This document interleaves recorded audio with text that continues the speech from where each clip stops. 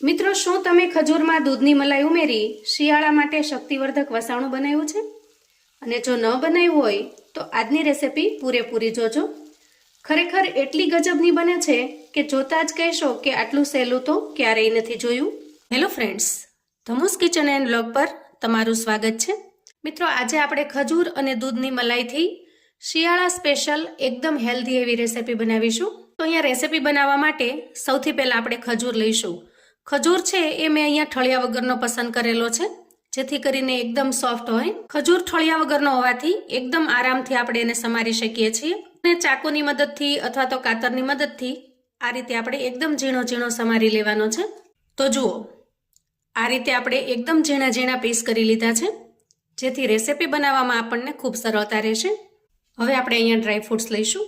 તો થોડી બદામ લીધી છે, એને એકદમ સરસ લાઇટની અંદર કાપી લઈશું અને કાજુના થોડા કટકા કરી લઈશું.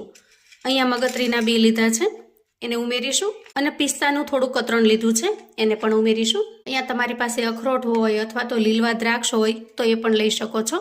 હવે બદામ અને કાજુને આપણે સમારી લઈએ. તો આ રીતે આપણે કાજુ અને બદામને સમારી લીધા છે. હવે આ કાજુ અને બદામને આપણે ઘીમાં થોડા શેકી લઈશું. શેકી લેવાથી એનો ટેસ્ટ એકદમ સરસ ક્રન્ચી આવે છે અને સ્વાદમાં ખૂબ સરસ લાગે છે. અહીંયા એક નાની વાટકીમાં આપણે દૂધની મલાઈ લઈશું. અંદાજે 50 થી 60 ગ્રામ જેટલું એનું વજન થશે. આ મલાઈને આપણે વિસ્કરની મદદથી સરસ રીતે ફેંટી લેવાની છે, જેથી એકદમ સરસ મિલ્કમેડ જેવી બની જશે.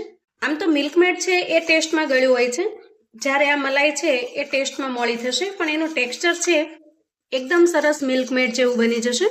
અને મલાઈ ઉમેર્યા પછી આપણે ખજૂરની અંદર બીજી કશી જ વસ્તુ ઉમેરવાની જરૂર નહીં પડે. મલાઈનું જે ક્રીમી ટેક્સચર છે એ રેસિપીમાં ખૂબ સરસ લાગશે. જુઓ, આ રીતે વિસ્કરની મદદથી ખૂબ સરસ રીતે ફેંટી લેવાનું અને એકદમ સરસ ક્રીમી ટેક્સચર આવે ત્યાં સુધી તૈયાર કરી લેવાનું. બિલકુલ લમ્સ ન રહે, ગાંઠા ન રહે મલાઈના, એ રીતે સરસ રીતે ફેંટી લઈશું. આ રીતે એકદમ સરસ રીતે મિક્સ કરી લેવાની. હવે આટલી તૈયારી કર્યા પછી આપણે ગેસ તરફ જઈશું. ગેસ ઉપર એક જાડા તળિયાની કડાઈ મૂકીશું. ખાસ કરીને રેસિપી બનાવવા માટે એક જાડા તળિયાની કડાઈ પસંદ કરવાની, જેથી તળિયે ચોંટી ન જાય. અને કડાઈમાં આપણે એક મોટી ચમચી જેટલું ઘી લઈશું. અહીંયા ઘી થોડું મેલ્ટ થાય અને થોડું ગરમ થાય એટલે આપણે ડ્રાયફ્રૂટ્સને શેકી લઈશું. અહીંયા ઘી થોડું ગરમ થઈ ગયું છે, તો સૌથી પહેલા આપણે અહીંયા કતરણ ઉમેરી દઈએ બદામની. અહીંયા ઘી જો વધારે પડતું ગરમ થઈ જશે તો ડ્રાયફ્રૂટ્સ છે એ બળી જશે અને એનો ટેસ્ટ પણ ખૂબ ખરાબ થઈ જશે. સાથે સાથે રેસિપીમાં એવા ડ્રાયફ્રૂટ્સ ઉમેરવાથી રેસિપી પણ બગડી જશે. એટલે જ્યારે પણ આપણે ડ્રાયફ્રૂટ્સને જો ઘીમાં શેકવાના હોય તો ઘી થોડું અમથું ગરમ થાય એટલે તરત જ ઉમેરી દેવાના, જેથી ખૂબ સરસ રીતે એ શેકાઈ જશે. વધારે પડતી હાઈ ફ્લેમ નહીં રાખવાની અને ઘીને વધારે પડતું ગરમ પણ નહીં કરવાનું. જુઓ, આ રીતે થોડા ઘણા રોસ્ટ થઈ જાય, થોડા ઘણા શેકાઈ જાય એટલે આપણે બહાર કાઢી લઈએ અને ત્યાર પછી કાજુને શેકી લઈએ. આ રીતે કાજુને પણ આપણે સરસ રીતે શેકી લીધા છે. હવે આ જે ઘી વધ્યું છે એ ઘીમાં આપણે ખજૂરને શેકી લેવાનો છે. અને ખાસ કરીને આપણે આટલા જ ઘીની જરૂર પડશે, વધારે ઘી લેવાની જરૂર પણ નહીં પડે. એકદમ ઓછા ઘીમાં, બિલકુલ ગોળ કે ખાંડના ઉપયોગ વગર માત્ર ખજૂરથી જ આપણે આજની રેસિપી બનાવીશું. શિયાળા સ્પેશિયલ ખૂબ જ હેલ્ધી એવી રેસિપી બનીને તૈયાર થશે. જુઓ, અહીંયા આપણે ખજૂરના જે ટુકડા કરેલા છે એને ઘીમાં સરસ રીતે શેકી લેવાના છે. જેમ જેમ ખજૂર ગરમ થતો જશે એમ થોડો સોફ્ટ થતો જશે અને ધીરે ધીરે સરસ રીતે મિક્સ થઈ જશે.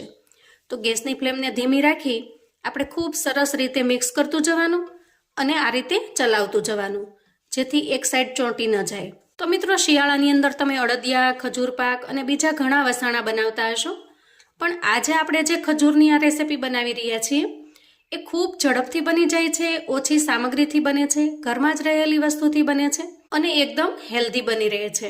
એક વખત તમે જોશો તો તમને ખ્યાલ આવશે કે નહીં માવો, નહીં મિલ્ક પાવડર કે નહીં કન્ડેન્સ મિલ્ક, અને છતાં પણ એકદમ ક્રીમી ટેક્સચર આપણે મલાઈથી બનાવીશું. જુઓ, ધીરે ધીરે ખજૂર સરસ રીતે સોફ્ટ થઈ રહ્યો છે અને આ રીતે આપણે ચલાવતું રહેવાનું છે. હવે જુઓ, આ રીતે મિક્સ કરતા ખજૂર એકદમ સરસ સોફ્ટ થઈ ગયો છે અને સરસ રીતે મિક્સ પણ થઈ ગયો છે. તમારી પાસે ખજૂર જેટલો ઢીલો હશે, જેટલો સોફ્ટ હશે એટલી અહીંયા ઓછી વાર લાગશે. હવે આપણે ફેંટીને તૈયાર કરેલી મલાઈ લઈશું અને મલાઈને આપણે ખજૂરમાં ટ્રાન્સફર કરીશું. તો જુઓ, અહીંયા આપણે જેટલો ખજૂર હતો એટલા પ્રમાણમાં જ મલાઈ ઉમેરી છે. તો તમારે આ રેસિપી બનાવવા માટે જેટલો ખજૂર હોય એ માપ પ્રમાણેની મલાઈ લેવાની. જેથી રેસીપી એકદમ સરસ ક્રીમી ટેક્સચરવાળી બનશે.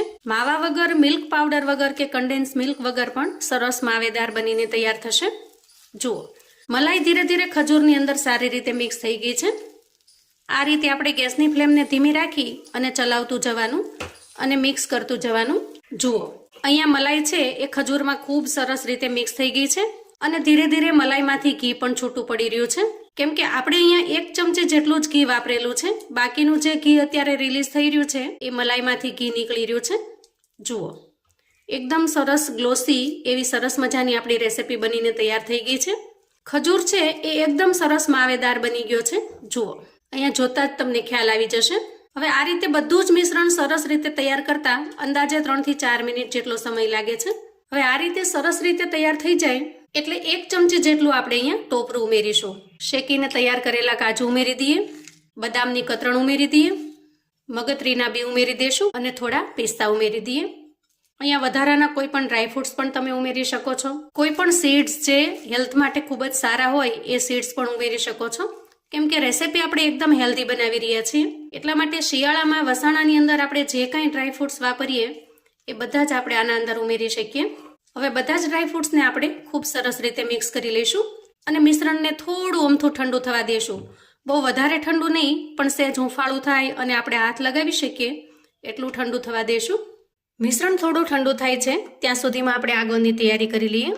અહીંયા મેં એક કન્ટેનર લીધું છે અને કન્ટેનરને આપણે ઘીથી ગ્રીસ કરી લઈશું. અહીંયા આ રેસીપીના તમે લાડુ પણ બનાવી શકો છો અને તમે ખજૂર પાક બનાવો છો ને એ રીતે સેટ કરી અને તમે એના પીસ પણ કરી શકો છો. તો આજે આપણે આ કન્ટેનરમાં સેટ કરી અને પીસ કરી લઈશું.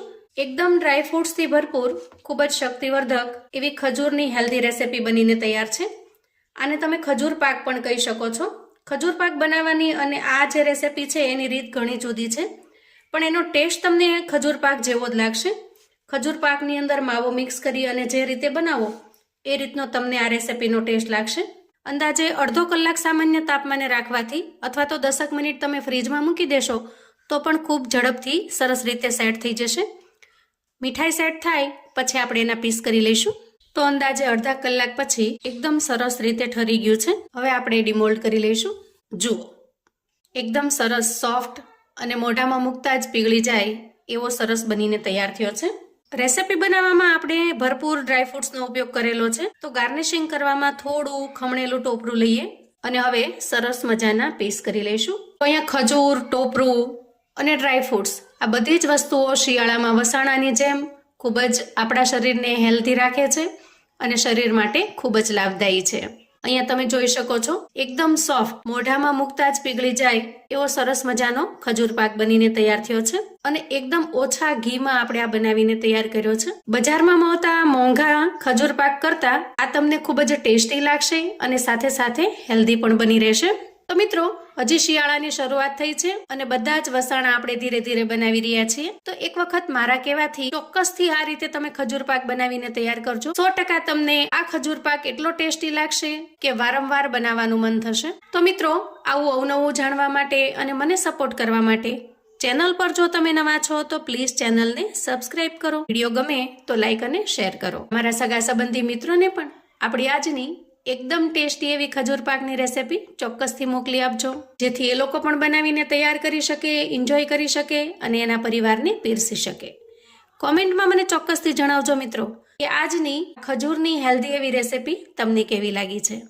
ફરી મળીશું નવી રેસીપી સાથે. ત્યાં સુધી આવજો મિત્રો.